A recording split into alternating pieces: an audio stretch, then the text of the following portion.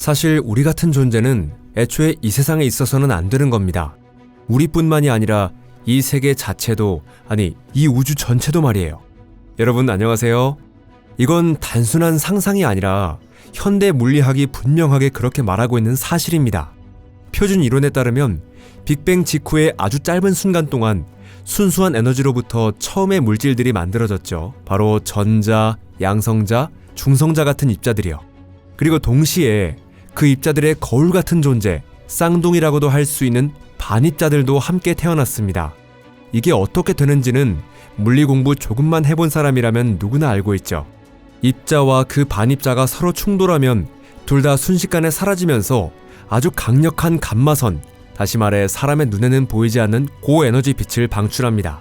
그렇게 되면 눈에는 아무것도 보이지 않지만 빛으로 가득 찬 새까만 어둠의 세계가 펼쳐졌을 거예요.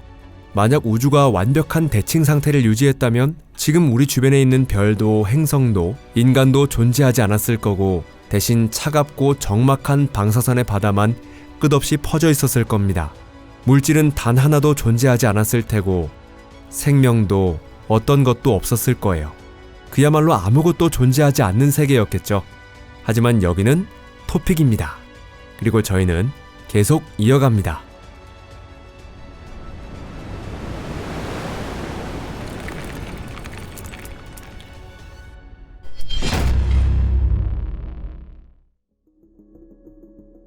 불완전한 대칭성, 모든 것의 시작. 다행히도 우주는 완벽하게 대칭적이지 않았습니다. 우리가 지금 여기에 존재한다는 사실은 우주가 탄생한 직후 아주 조금 균형이 무너졌고 자연이 우연이든 의도였든 물질 쪽에 아주 살짝 기울어졌다는 뜻입니다. 설령 물질이 반물질보다 약 10억 개 중 하나만 더 많았다고 해도 그걸로 충분했죠. 그렇게 물질은 살아남았고 반물질은 사라졌습니다. 그런데 왜 이런 불균형이 생겼는지 이건 현대 물리학에서 가장 큰 수수께끼 중 하나입니다. 연구자들은 이 현상을 우주의 바리온 비대칭성 문제라고 부르고 있는데요. 표준 이론으로 이 현상의 일부는 설명할 수 있지만 전부를 설명하기에는 턱없이 부족합니다. 이론에서 예측되는 대칭성의 파괴 정도는 너무나 미미해서 우리 같은 존재가 실제로 생겨났다는 걸 설명하긴 어렵죠. 그래서 등장한 것이 바로 20세기에서 가장 대담한 가설 중 하나, 초대칭 이론입니다. 이 이론에 따르면 지금까지 알려진 모든 입자에는 더 무거운 짝꿍, 즉 슈퍼 입자가 존재하며 초기 우주에서 이 보이지 않는 입자들이 우리가 필요한 정도의 비대칭성을 만들어냈을 가능성이 제기됩니다. 그리고 그 희미한 흔적을 찾아내는 것이야말로 현대 물리학의 가장 큰 도전 중 하나인 셈이죠. 바로 그 임무를 수행하기 위해 존재하는 곳이 스위스 제네바 근교에 위치한 세계 최대의 연구기관 CERN입니다. 이곳에서는 입자들을 빛의 속도에 가까운 수준까지 가속시켜 왜 무가 아니라 이 현실이 남게 되었는가라는 궁극의 질문에 답을 찾고 있는 겁니다. 베이스 실험, 반물질을 통제하다. 왜 물질이 반물질을 이기고 살아남았는지 그 비밀을 밝히기 위해 과학자들은 베이스 실험을 시작했습니다. 이 실험은 바리온과 반바리온 사이의 대칭성을 조사하는 것으로 자연계의 가장 근본적인 질문, 즉 물질과 반물질의 성질이 완전히 똑같은지 아니면 아주 미세하게라도 차이가 있는지를 확인하려는 시도입니다. 그리고 2025년 베이스팀은 과거엔 불가능하다고 여겨졌던 위대한 성과를 이루어냈습니다. 단 하나의 반양성자에 대해 스핀을 제어하는 통제된 양자 전이에 성공한 것입니다. 다시 말해 단순히 반양성자를 잡는 것을 넘어 그 양자 상태를 자유롭게 조작할 수 있게 되었다는 뜻이죠. 이 기술 덕분에 양성자와 반양성자의 자기 모멘트를 그 어느 때보다도 정밀하게 비교할 수 있게 되었습니다. 그런데 이번에도 차이는 전혀 발견되지 않았습니다. 물리학자들은 극도로 정밀한 자기 펄스를 이용해 반양성자를 마치 아주 작은 자석처럼 다루며 하나의 스핀 상태에서 다른 상태로 이동시키는 데 성공했죠. 이것은 반물질이 통제된 양자 전이에 반응한 인류 역사상 최초의 사례입니다.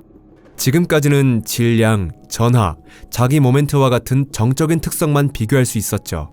그리고 그 차이는 10억분의 1 수준에서도 전혀 발견되지 않았습니다. 하지만 이제는 단순한 측정을 넘어서 동적인 제어의 영역으로 진입하면서 극한의 정밀도를 자랑하는 새로운 실험의 문이 열리게 된 것입니다.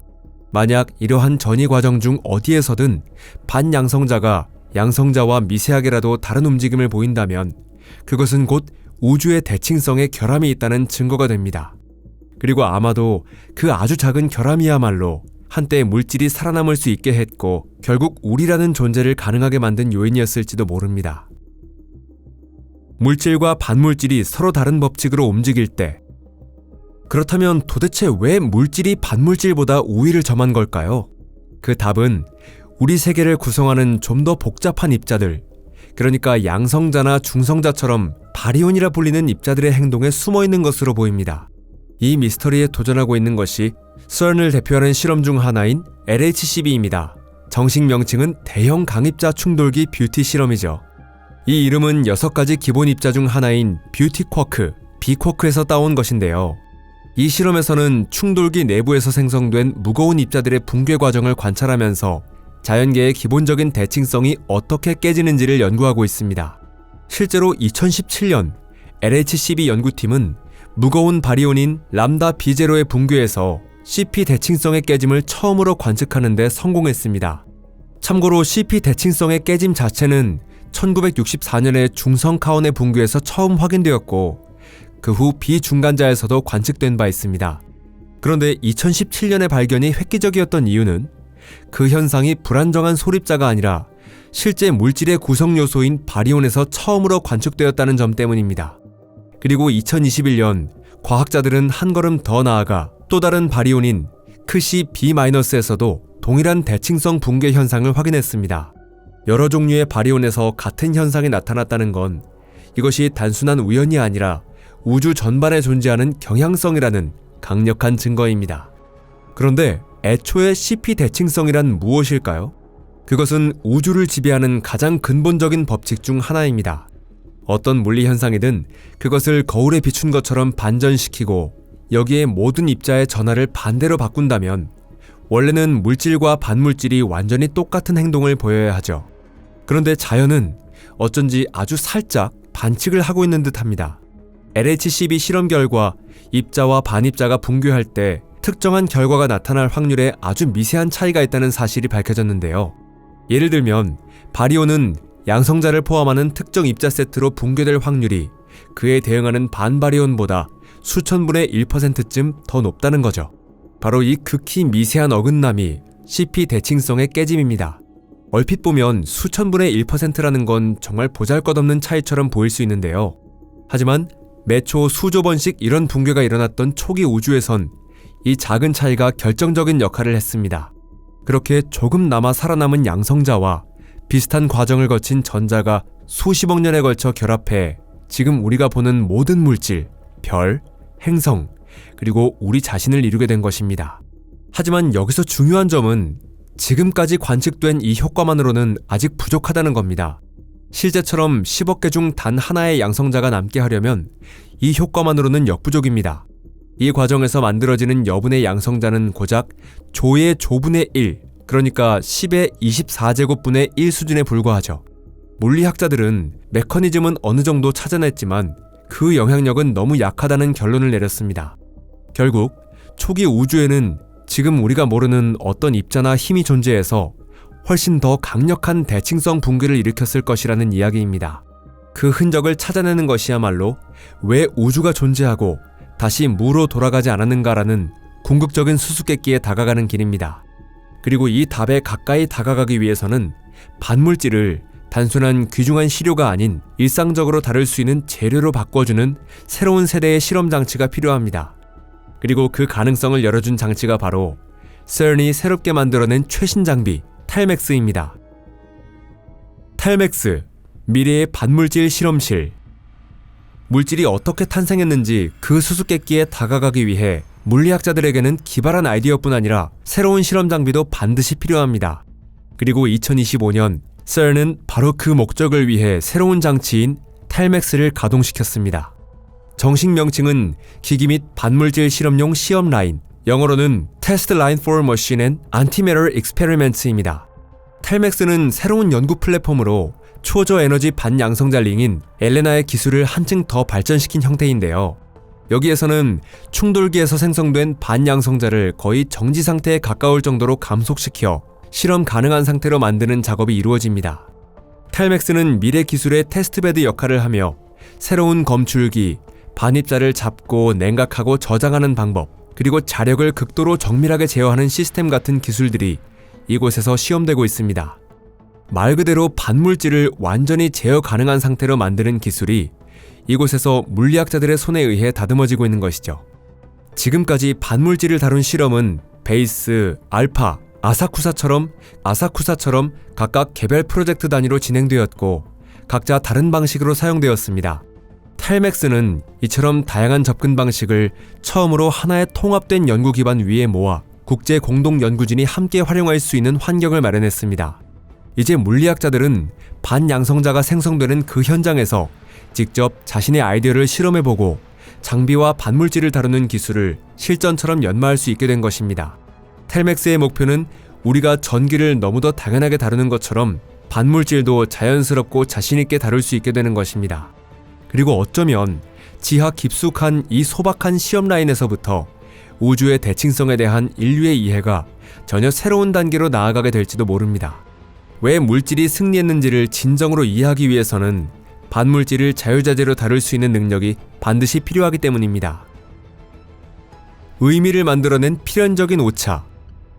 아마도 베이스, LHCb, 텔맥스 같은 실험들을 통해 우리는 처음으로 우주가 물질의 편을 선택했던 그 순간을 들여다보고 있는지도 모릅니다. 완벽했던 대칭성이 무너지고 그 무너짐이 곧 우리 존재의 이유가 되어버린 그 찰나의 순간을 말이죠. 만약 이 세계가 완전히 균형 잡힌 상태였다면 우리는 이 자리에 존재할 수 없었을 것입니다. 물질과 반물질은 빅뱅 직후의 단 한순간에 서로를 상쇄하며 사라졌을 테니까요. 하지만 자연은 아주 작은 실수를 하나 저질렀습니다.